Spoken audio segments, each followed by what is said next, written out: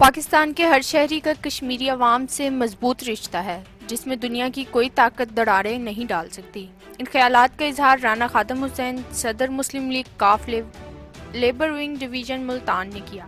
انہوں نے کہا کہ اپنے ظالمانہ ہتھ کنڈوں سے آزادی کی تحریک کو کچلنے کی بھارتی سوچ سوائے خام خیالی کے اور کچھ نہیں۔ آج پورے ہندوستان کی سالمیت لامحدود خطرات میں جکڑی ہوئی ہے، جس کی بنیادی سبب ہندوستانی وزیر اعظم مودی کی غیر دانشمندانہ اور غیر جمہوری اقدامات ہیں۔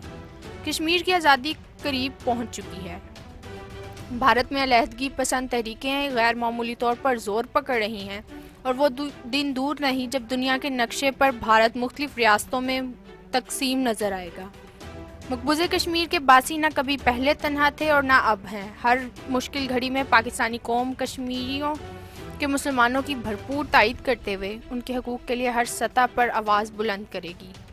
کشمیر پاکستان کی شہرگ ہے، اور یہ کوئی روایتی جملہ نہیں بلکہ وہ حقیقت ہے جسے جھٹلایا نہیں جا سکتا۔